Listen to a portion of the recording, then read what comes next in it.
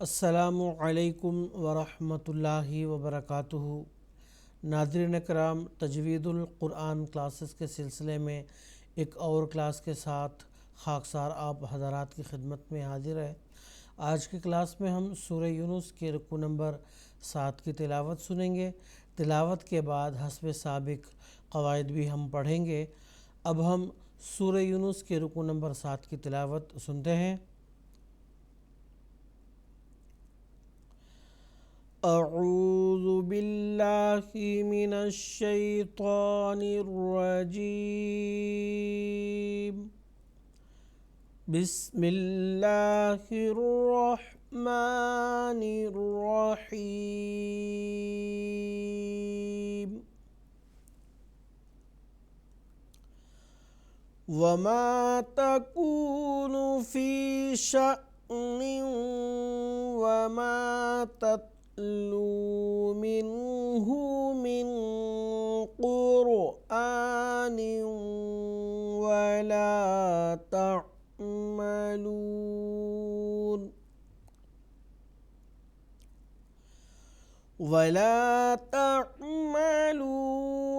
من عمل إلا كنا عليكم شهودا إذ تفيضون فيه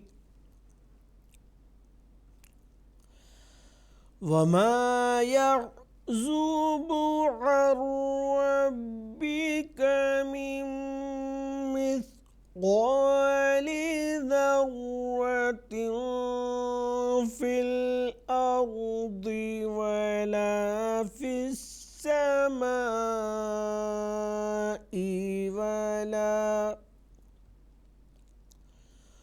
ولا أصغر من ذلك ولا أكبر إلا في كتاب مبين۔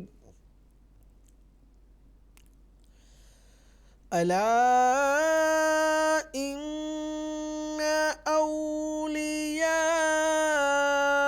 الله لا خوف عليهم ولا هم يحزنون۔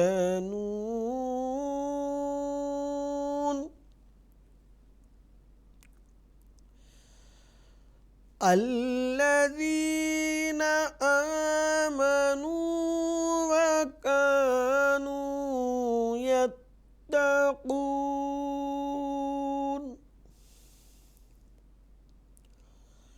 لهم البشرى في الحياة الدنيا وفي الآخرة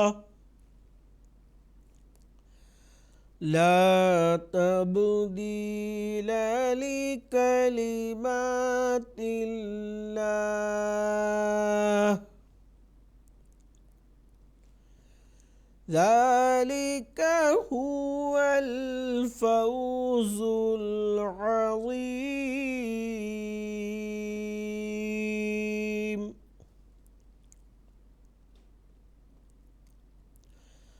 ولا يحزنك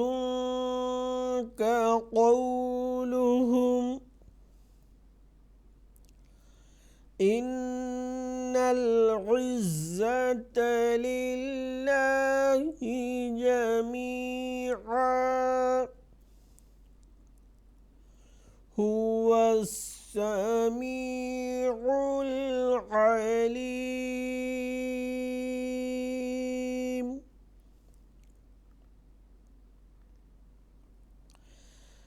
ألا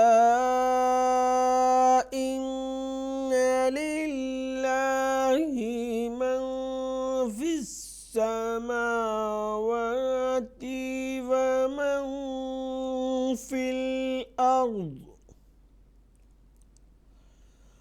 وما يتبع الذين يدعون من دون الله شركاء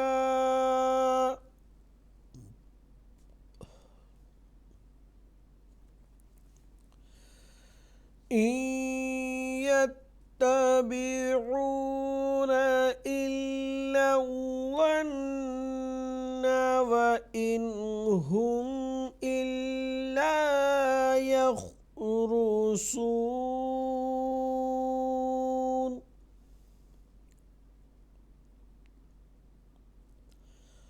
هو الذي جعل لكم الليل لتسكنوا فيه والنهار مبصرا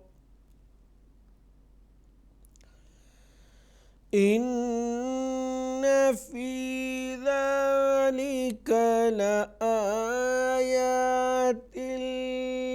لقوم يسمعون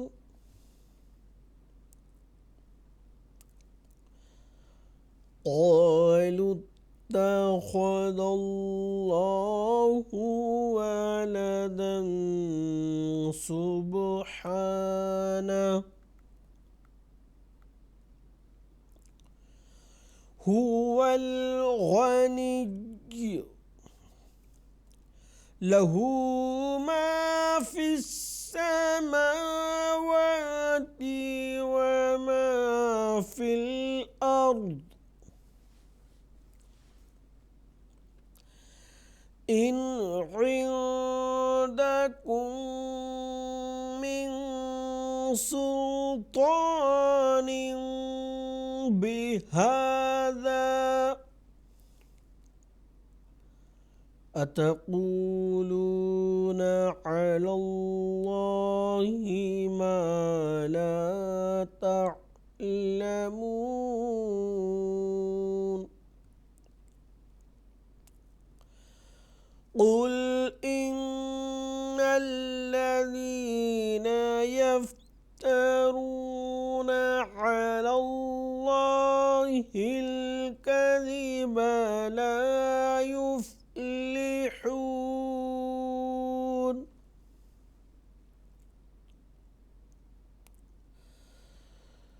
متاع في الدنيا ثم إلينا مرجعهم ثم نذيقهم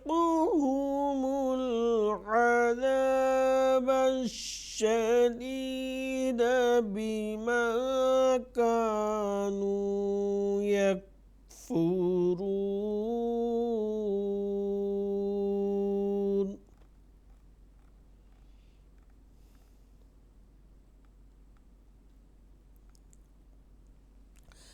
ناظرین کرام، اب تک ہم سورہ یونس کے رکوع نمبر 7 کی تلاوت سن رہے تھے۔ اب ہم قواعد پڑھتے ہیں۔ سب سے پہلے وما تکونو فی شأن، وما تکونو میں تا اور کاف دونوں حروف باریک پڑھیں گے۔ فی شأن وما، یہاں جو حمزہ پر جزم ہے اس کو تجوید کے اصطلاح میں کہتے ہیں اس کو زغطہ کے ساتھ پڑھنا۔ زغطہ کا مطلب ہے جھٹکے کے ساتھ۔ فی شأن، فی شان، اس طرح سے سادہ نہیں بلکہ شأن جھٹکے کے ساتھ۔ آگے نون پر جو تنوین ہے، دو زیر ہیں، اس کا ادغام واو میں ہو گیا ہے اور ایک الف کے برابر غنہ کے ساتھ اس کی ادائیگی ہوگی۔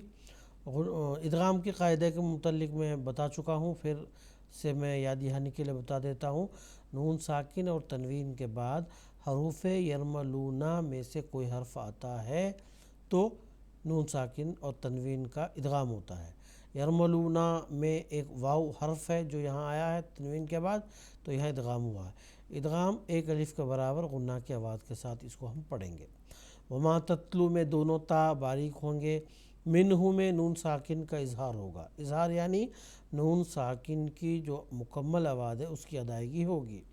اس کا قاعدہ کیا ہے اظہار کا؟ نون ساکن اور تنوین کے اظہار کے لیے شرط یہ ہے کہ نون ساکن یا تنوین کے بعد حروف حلقی جو حمزہ، ہا، عین، حا، غین، خا جو 6 حروف ہیں ان میں سے کوئی حرف آتا ہے تو نون ساکن یا تنوین کا اظہار ہوتا ہے۔ یہاں پہ ہا آیا ہے، اس کو ویسے یہاں پہ اظہار ہوگا، یعنی نون ساکن کی جو مکمل آواز ہے اس کی ادائیگی ہوگی۔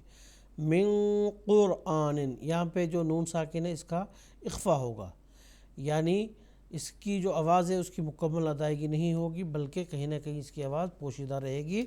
اس چیز کو کہتے ہیں اخفا۔ اخفا کب ہوتا ہے؟ جب نون ساکن اور تنوین کے بعد حروف حلقی اور حروف یرملون میں سے کوئی نہیں آتا، تب نون ساکن کا اخفا ہوتا ہے۔ اگر نون ساکن اور تنوین کے بعد حروف حلقی میں سے کوئی حرف آتا ہے تو نون ساکن اظہار ہوتا ہے، اور نون ساکن اور تنوین کے بعد حروف یرملون میں سے کوئی حرف آتا ہے تو ادغام ہوتا ہے۔ ان دونوں میں سے کوئی بھی نہیں آتا تو پھر آتا ہے حروف اخفا، تو اس وقت اخفا ہوتا ہے۔ اخفا ایک الف کے برابر غنہ کی آواز کے ساتھ یہاں ہوگا۔ اس کے بعد قرآن، قاف اور راہ دونوں حروف یہاں پر پڑھے جائیں گے۔ قاف یہ حروف پر ہے تو ہمیشہ یہ پر ہی پڑھا جاتا ہے، اور را کے لیے شرط یہ ہے اس سے قبل حرف پر زبر اور پیش آئے تو یہ را ساکن جو ہے یہ اس کو پر پڑھیں گے، تو قاف پر چونکہ پیش ہے تو اس کو ہم نے گول پڑھ دیا۔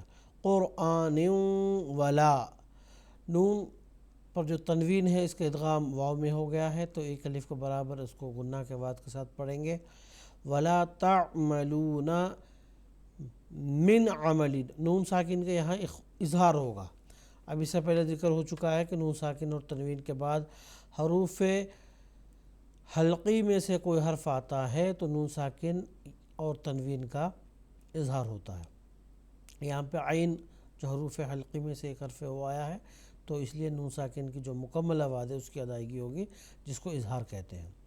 عمل، آگے لام پر بھی جو تنوین ہے اس کا بھی یہی سیم قاعدہ ہے کہ آگے حمزہ جو حروف حلقی میں سے ایک حرف وہ آیا ہے تو یہاں اظہار ہوگا، غنہ کسی قسم کو غنہ کی آواز نہیں ہوگی۔ الا کننا، نون مشدد ایک الف کے برابر غنہ کی آواز ہوگی۔